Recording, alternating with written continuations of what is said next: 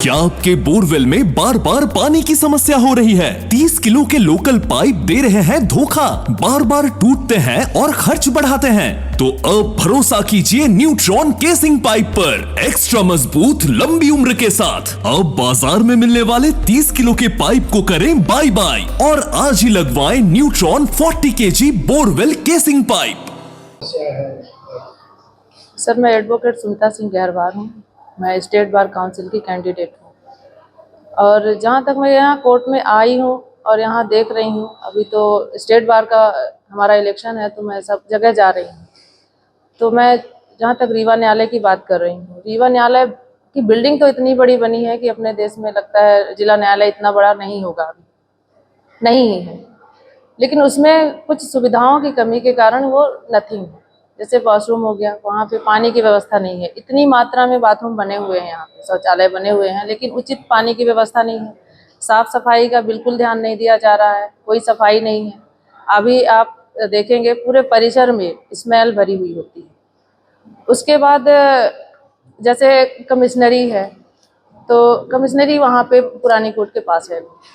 तो मैं ये चाहती हूँ कि जब यहाँ पे पर्याप्त जगह है तो कमिश्नरी की बिल्डिंग भी यहीं पे लाई जाए, क्योंकि उसकी वजह से अधिवक्ता परेशान होते हैं। आवाजाही में उनका फालतू का समय मतलब वेस्ट हो जाता है, आने जाने में काफ़ी समय निकल जाता है, तो वो यहाँ पे लाई जाए। फैमिली कोर्ट यहाँ पे बन चुका है, लॉक लगा हुआ है, अभी यहाँ चालू नहीं हुआ है। तो फैमिली कोर्ट भी चाहते हैं कि उसको जल्द से जल्द यहाँ पे लाया जाए। और यहाँ पे लाइब्रेरी की व्यवस्था नहीं है, बुक नहीं है, पेन ड्राइव नहीं है, जो होना चाहिए। अधिवक्ताओं का अधिकार है उसमें, उनके लिए ये सब उचित सुविधाएं होनी चाहिए। कुछ जूनियर्स अधिवक्ता आते हैं तो उनके लिए कम से कम 3 साल तक का स्टाइपेंड होना चाहिए, क्योंकि वो आ रहे हैं, अभी स्टार्टिंग है, तो उनकी वकालत ऐसे तो कुछ उनको मिल नहीं रहा, तो स्टाइपेंड की व्यवस्था होनी चाहिए।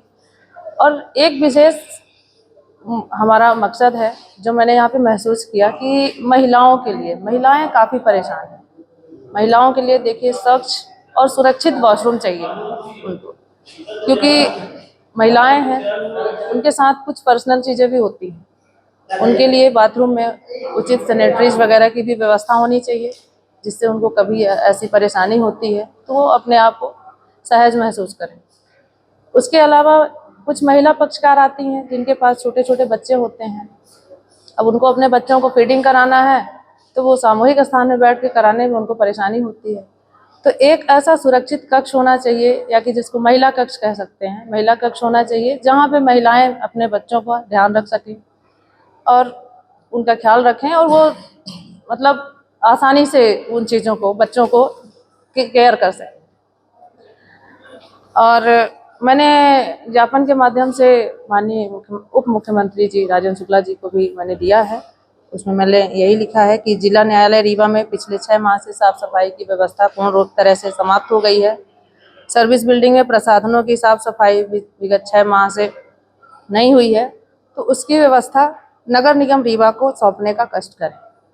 न्यायालय में अधिवक्ताओं की बढ़ती संख्या जो सर्विस बिल्डिंग में बैठने के लिए अपर्याप्त है, उसे देखते हुए न्यायालय भवन के सामने टीन शेड का निर्माण कर बैठने की उचित व्यवस्था करें।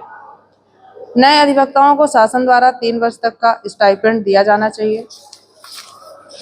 और लिफ्ट का संधारण, सबसे बड़ी समस्या यहाँ पे लिफ्ट का संधारण PW या A&M को दिया जाए, ताकि अधिवक्ताओं को सर्विस बिल्डिंग में ऊपर नीचे आने जाने में सहूलियत हो सके।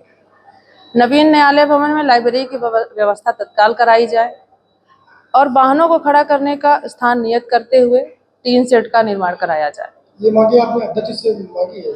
ये मांगी है और ये उप मुख्यमंत्री जी के सामने भी ये बातें रखी गई हैं।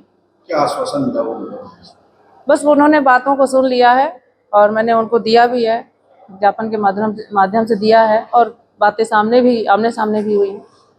तो उन्होंने बोला कुछ चीज़ों के लिए उन्होंने आश्वासन दिया है कि हाँ देखेंगे। ये न्यायालय भवन जब से बना हुआ तब से समस्या बनी है? तब से आज तक साफ सफाई हुई ही नहीं न्यायालय भवन, कभी कोई आते ही नहीं, कोई ध्यान नहीं। इसे परिसर में भी यहाँ तमाम कैंटीन की व्यवस्था नहीं है, पानी पीने के पानी की व्यवस्था नहीं, जो अभी कल माननीय जी के द्वारा उसकी व्यवस्था कराई गई है। अभी पाइपलाइन बिछाई जाएगी और अभी तक यही सब अभी चल तक कोई पानी की व्यवस्था नहीं है। अभी तक पीने की पानी की कोई व्यवस्था नहीं। और अधिवक्ताओं की संख्या इतनी ज़्यादा हो गई, आप देख पा रहे हैं कि बाहर अधिवक्ता लोग धूप में बैठे हुए हैं। तो कम से कम जो अधिवक्ता बाहर बैठ रहे हैं तो उचित कुर्सी टेबल के साथ साथ उनको एक 3 सेट का निर्माण तो होना ही चाहिए। नाम बता दीजिए। Advocate Sumita Singh Gaharwar, state bar council की कैंडिडेट।